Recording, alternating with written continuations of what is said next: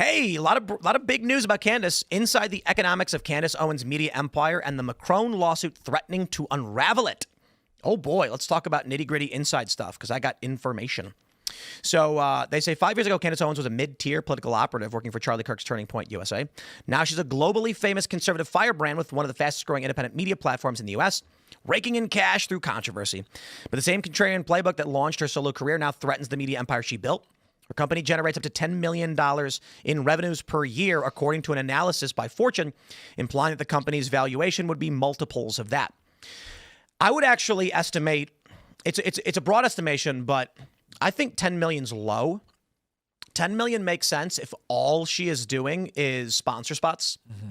But if she's doing anything else outside of that, so if you want to talk about just her podcast, perhaps. I guess I'll say this because I said it before, but we do more than that.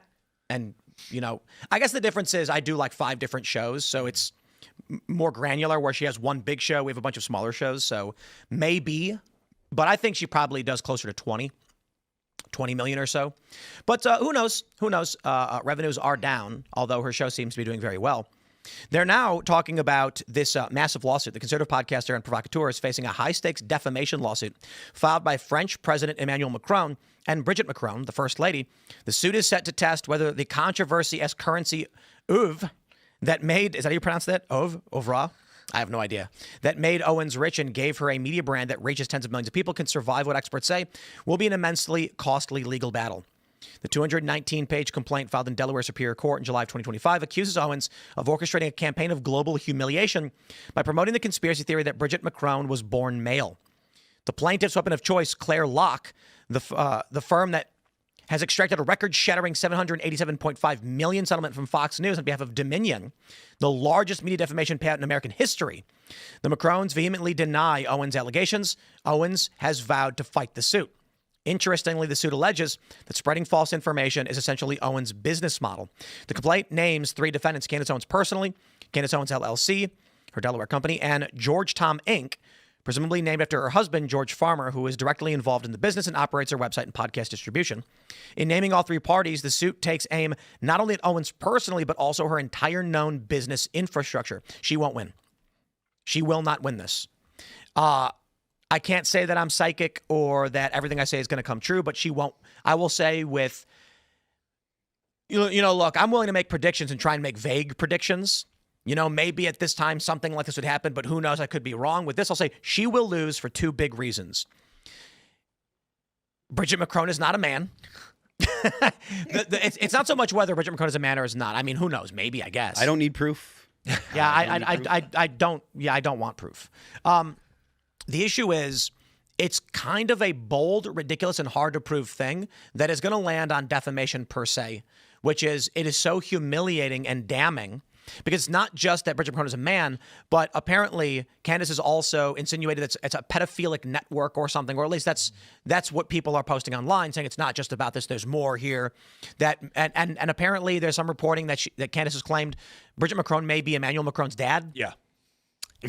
But that makes no sense because Brigitte Macron is much smaller. But whatever, I guess. But here's the real reason. When the French government says we're going to your courts, the way the world works is not some rigid contractual letter of the law math. People can consistently fall for this. They believe that, there's a viral clip I watched, or the Thomas Crown affair. Yeah. Where Pierce Brosnan signs the contract, and then they start busting out laughing, like, we got you. And then he gets up and says, now explain to your board why you paid $30 million more than everyone else offered, and they look all shocked. But the thing is, if you ever signed a contract, and then as soon as you signed it, the guy started laughing, saying they got you, that contract is not going to be binding. You're not going to go into a court, and the judge is going to be like, was there something in the contract you didn't read? Be like, yeah, we absolutely did not agree that I'd sign over power of attorney. The judge is going to be like, okay, contract is out. It's the stupidest idea. So here's what really matters. When the French government says, we want to stop Candace, I imagine what happens is, Candace has claimed Trump called her and told her, like, maybe you got to back off the story or whatever. Okay. If the Macrons were actually trying to stop Candace, I think the most likely scenario is they call the State Department and they say, this is causing us problems in our country and we don't want these tensions. And the State Department says, what can we do about it? And then all that needs to happen is Emmanuel Macron says, listen, we are telling you to make it stop however you can. And if you don't, there's going to be problems. And France is massive. So it's not like France can control what the United States does, but the U.S. has to negotiate with France, has to cut deals with France, has to work with France and NATO, and they don't want problems. And it's stupid. So likely what I'd imagine happens, the State Department says, file a lawsuit, go through the normal route, and we'll make sure you win. I don't see a reality where Candace goes up against the French government and the U.S. backs her over a NATO ally. So here's the thing here. Candace Owens is clearly an extremely savvy media operator. She is very charismatic. Some people would even say she's easy on the eyes. She is also a good DEI commentator for right-wingers to put on this sort of pedestal. And, you know, it's really unfortunate that she's really willing to peddle bullshit and rumors and spin up fake narratives to try to get clicks. It's clear to me that she has an axe to grind. I don't think this is just ignorance. I think what she knows, she knows that she's spreading stuff that is BS, but she believes it will get her clicks. And I believe somebody wronged her in the past, and she is trying to like avenge that. So you think that it's an axe to grind as opposed to just trying to capitalize on what is a hot story? It's a few. I think it's both. And also, this gives her endless amounts of attention. This lawsuit may cost her a lot of money, but her husband is allegedly worth over $200 million. He has a lot of family money, and he's, I believe, allegedly the former CEO of Parler. So, you know, the amount of attention that this is giving her, you know, she knew that this... I don't know if she believes what she's alleging about Brigitte Macron, but I think she does know that it'll bring her a ton of attention. It's a transvestigation of obviously, like, you know, a very prominent woman, a prominent European leader's wife. Do you have evidence that she's a woman, Elaad? The evidence was that, or the evidence that she was a man was from two French bloggers or something, and they just had a couple of pictures of them, of her looking like a man allegedly. But I think as far as the media savviness goes, though, if you're trying to get your name out there, you want a lot of to put a lot of bullshit out there and then have them get mad at you and sue you because like this is the Streisand effect at hand. And then I think there's also something to say about all the other bullshit she peddles because she's been pushing a lot of dumb stuff for a while. She actually said Stalin was Jewish. I don't know if you guys remember that. Lyndon Johnson. Something about the Frankists. I mean, there's a long list of random stuff. Lyndon Johnson was Jewish. Listen. And then I think she was also a flat earther for a little bit. If she's willing to peddle whatever. And then, I'm sorry, one last thing.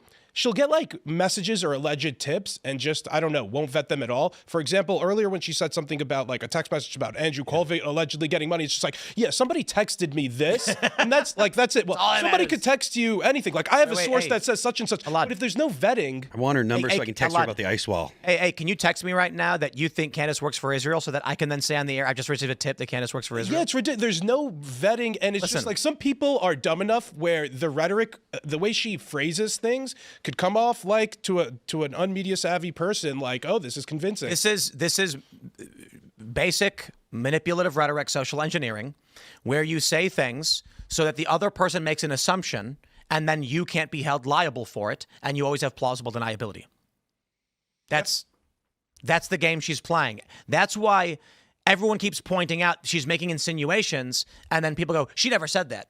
No, but she said 80 things where the Sudoku puzzle concludes. Well, I wish at some point people would think about this from the standpoint of, okay, if somebody was saying this about you, would you think to yourself, oh, well, they didn't say me? Or would you think, well, they're obviously implying me? And all I want from this, especially because there's a lot of conservatives watching this, is do we still believe in like standards of truth? Do we still believe in like objective standards of truth? We are in a post-truth society. Not if it confirms my priors. If it confirms my priors, then it does not matter if it is true at all. This is the point of vagaries. Yeah. If someone believes, 5 untruths, and you come out and say something that is incongruous with their worldview, they reject you. But if you say something very vague, let them fill the dots in, you're correct. And that's how she builds mass audience, by being correct to everybody, because she's actually not saying anything specific. She's letting people fill in the gaps of what they want to believe. What I do want to say real quick, though, if I were to say Brigitte Macron is a hog, okay, I can't be sued by the French government for that. But when you say that Brigitte Macron is a man, You're getting into defamation per se territory where you're accusing someone of some kind of, it's something disgusting and humiliating, which is inherently in and of itself detrimental to you, your life, or whatever. I think she's going to get Alex Jones'd, but I think they're going to come and they're going to take everything from her. I can't understand what she thinks the long-term play is. That's why I don't understand. Well, her husband's rich. I don't think she's financially secure no matter what happens. If they're married, he's on the hook too. They're going to go for him. His company's named in the lawsuit. I wonder if he. Well, presumably they say. I wonder if the British government would protect him. Aren't they based in the U.S.? I don't know, but if he's a lord, if he's somehow involved. I don't know how how passionate Keir Starmer is about. Yeah, I don't imagine that he is about the peerage in the UK. Wouldn't it be like really funny if just like the UK and France go to war for the first time in like 800 years because Candace called Brigitte Macron a man? I think one of the reasons why this is so Englishmen important. like, yes! I think the reason why this is so important is because this actually, I think, like driving conspiracies really draws away from people dealing with like legitimate politics that they could have the potential to influence. So instead of learning about your local congressperson or what they're doing in the House and Senate or what's going on in the Supreme Court, no, we're paying attention to whether or not Brigitte Macron has a cock or whether or not Charlie Kirk was murdered by Israel. Although they're baselessly though, that's. I have a correction too. I should say they started the first war in 200 years. Sorry, it hasn't been that long. They've actually fought not that long ago. But I to what you were saying, Elaad, this is the point about declining viewership and ad rates. Maybe it's fair to say that Candace actually does 10 million because no advertiser really wants to be on a show about Brigitte Macron having a dong. Advertisers want to be on normal content. They want to be on sports. Everybody's watching. They're relaxing. Nothing's offensive. It's just fun stuff. And, perhaps when she makes this kind of weird content, she gets more views. She does make more money than the average political commentator, but the CPMs are actually still very low. The thing that has always struck me about this, I remember when Candace first started making these claims, and I was like, okay, look, I remember a time where I watched a lot of things Candace was doing and appreciated her commentary and appreciated her contributions to the conservative movement. If she's very convinced, I just would like to see substantial evidence to back it up. And again, I had really thought that the majority of sympathy in this entire case was going to be for Erica. And what has shocked me is I feel like it isn't. And again, if you're going to imply, if you're going to insinuate that Erica, if she wasn't directly involved, knew something about it, let it go is hiding truth or whatever it is, just please show me something significant to justify that. Because again, I go back to, I think about this from my perspective. If somebody did this to my wife after I was gone, I would be furious unless they could actually produce hard evidence. The last thing I'll say on this before we go to the next story is she will never be sued by Turning Point. Turning Point USA, oh boy, do they have grounds to sue Candace Owens, but they're not going to. Yeah. They're not going to because the law doesn't work to protect you or any meaningful way. Like I've told this before that we had someone commit a crime on our property and then threaten us. They got arrested and charged, and then they threatened to use the legal process through this criminal charge. It almost seemed like it was intentional to exploit it and gain access to private information and other information. And they made the argument that in order for our defense, we need access to private information. And we were like, okay, drop the charges then. We're not going to, we can't. Yeah. And so here's what happens. If Turning Point were to sue Candace Owens, there would be depositions and discovery. And they'd be required to turn over certain communications, which I'd imagine are going to be embarrassing and depending on the context, they can be incriminating over certain issues. I'm not saying in the killing of Charlie Kirk or anything like that, but there's going to be conversations about donors, things that she will then use on her show. Yeah. And it will give her a year's worth of content. So they can do nothing about her saying any of this stuff. And she'll just keep saying it. And the fascinating thing is, she's been able to get more than 2 months of content out of saying nothing. No evidence, no real. Can we distinguish something? Because I hear people all the time. She brings the receipts. She has the evidence. Like, okay, what? Well, let's look at what do you consider to be evidence. So if you look at flight logs and you say these flight logs are interesting, okay, you could present that as evidence of what. Yeah. Like that's what I want. I can essentially conjure up just about anything as evidence of something suspicious. Oh, yeah. But there's a big difference between I find this to be suggestive or I find this to be interesting versus this proves X.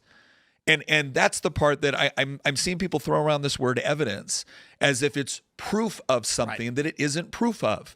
It might be interesting if you connect certain dots. It may whatever, but it's not evidence. And I guarantee you, nobody here would want to be convicted in a court of law based off of the evidence that has been presented. You would be furious. You would think it was a huge miscarriage of justice. And yet I'm watching people say, well, see? I have a question for all the Candace fans out there. It's an honest question. You know, and I asked this question a couple times before, but why is it that she has a huge podcast and she's not getting banned? Nick Fuentes got banned on Spotify, not her. She's number one. She's on the front page of YouTube recommendations for everybody who subscribes. She gets millions of views. She gets massive live viewership. I thought it's actually her own words that if you criticize Israel, you'll get suspended, banned, and censored, but not her. Why is it that the person who claims that Charlie was betrayed is actually the one trying to destroy his legacy and the company that he built? Turning Point, Andrew Colvette and Erica and the rest, Tyler Boyer and the rest of them at Turning Point are fighting as hard as they can to keep Turning Point alive. You don't got to like Turning Point. I'm not saying they're good or great. I mean, they were under Charlie. I think they were fantastic as to where they are now. Like, we'll see what happens. Obviously, we're not going to be there, so I'm not. It's not like I'm happy with the direction it's going. But she's actively trying to destroy Charlie Kirk's legacy. So the question is, who really betrayed Charlie Kirk? Well, because if Charlie were still around, like if Charlie could speak, do you think he'd be like, "Oh, gee, thanks, Candace. Thank you for telling all the donors to abandon Turning Point USA"? Well, here's my. I'll put it differently. Candace Owens, based off of what she's done here and what she's been, putting out there, Candace Owens, there's only one of two possible options. She is either Charlie Kirk's greatest friend who stood up to everybody when they called her a liar or they called her psycho. That she is either that, or she is a horrible betraying villain in this story. I'm gonna go with that one. That's maybe so, but you see what I'm saying? That's the point. I'm seeing a lot of people analyze this. It's like, wait a second, no. If you look at the claims that she's made, it's one of the two. It's one of the two. It really breaks down on one issue, though. I feel like if you have how you feel about one particular issue really prescribes whether or not you think she is a villain or not. I don't even need to say the issue, but you could tell she's laser focused on it, and she'll drag it into to everything else. So it really begs the question, because she used to have a great relationship with the Daily Wire and Ben Shapiro, and then that had to fall out for one reason or another. And the same thing with Turning Point. She hasn't been to AmFest for years, as I understand. She hasn't been a speaker or collaborating with Turning Point for years before this happened. You have to wonder, what made that fall through, and maybe something. Right, but let's just put it like this. I mean, she had what was it? Originally, she was like a liberal and she had a doxing site and she went after conservatives and she got criticized for that. But everybody can change, right? Then she had Red Pill Black and Blexit. She starts working with the Daily Wire and then has a falling out with them. Then while she's been working at Turning Point at the same time, she has a falling out with them. Then I believe it was the end of 23. She stops doing formal events for them, remaining Charlie's friend. My opinion on everything as it went down is that the reason Charlie stayed friends with Candace was diplomacy. It's actually quite simple. Charlie was very intelligent, and he built a coalition, and he brought a bunch of different factions together under one umbrella. So when he's texting with Candace and saying, Ben, oh man, I know exactly how he is, he's trying to stop her from crashing out and causing problems and doing what she's doing now. So Charlie, she's basically removed from Turning Point. She's no longer involved for the most part, but Charlie stays in contact saying, listen, we're friends. Please don't hurt me. Now that Charlie's gone, she's like, I will destroy everything Charlie has ever built. Let me just stress this. There is no excuse. If you like Charlie Kirk and the work that he did, telling everyone to pull their donations is simply to destroy the organization. By all means, you can be angry with Colvette and maybe Erica's leadership, whatever you might think. Maybe you think someone else should come in and run it. But the response should be donors should all email and ask for new leadership, not destroy it and pull all your money out, which burns Charlie's legacy to the ground. I think If there's anyone who betrayed Charlie Kirk, it is Candace Owens, and she has proven it time and time again. Well, like you said, it would be one thing if you said, here's all the evidence, donors, pull your money. That would be one thing. But it's, I've got a bunch of evidence, I'm going to do it later, but donors, pull all your money right now. Before I can prove it. It's like, wait a That's second. like the consequences of conservative DEI, and we're reaping what we sowed. Yeah, but I'll say it again. I mean, Candace is very smart. Yeah. I mean, look, man. Conniving, but I guess she could be both at the same time. I'm going to tell a story that's going to get me in trouble. I don't think I told the story before. I'm going to tell a story that's going to get me in trouble. All right, let's get in trouble. I worked for Vice, and they were always trying to get this cable channel. I'd gotten some people hired there who were friends of mine who understood social media and live streaming. And I ended up leaving the company, but news broke that Vice had gotten a Rogers telecom deal, or Teleco, whatever the word is. This is a Canadian cable channel. And congratulations to Vice at the time. This is back in like 2014 or something. Wow. And so my buddy hits me up, and he's you know, how things are going, you know, because I left the company, and he says, it's great. I'm going to be doing production for the news show on the cable channel. And I went, really? And he was like, yeah. And I was like, really though? I mean, you're not going to stay where you're at working on, you know, like domestic news live stream stuff? And he's like, no, I'm going to be doing the news stuff for the cable channel. I was like, so they're going to move you to Toronto or what? And he goes, why would I move to Toronto? And then I said, for the cable channel. And he goes, why would I move to Toronto? And I said, because it's a Rogers Telecom deal for a cable channel. And he goes, dude, what are you talking about? I said, the cable channel's in Canada. So here's what happened. He told me that Shane Smith, the CEO, held a meeting. They had been having conversations throughout the year that they were working on getting a cable channel, and it was their big dream to get a cable channel. And everyone makes an assumption when you hear that, which is? What, that he has to move to Canada? No. When someone says, I want to start a cable channel, what do you immediately think? In America. Oh, yes. Nobody thinks New Zealand. So Shane comes out, yeah. And the story I was told that he's got all the employees there, and he says, we did it.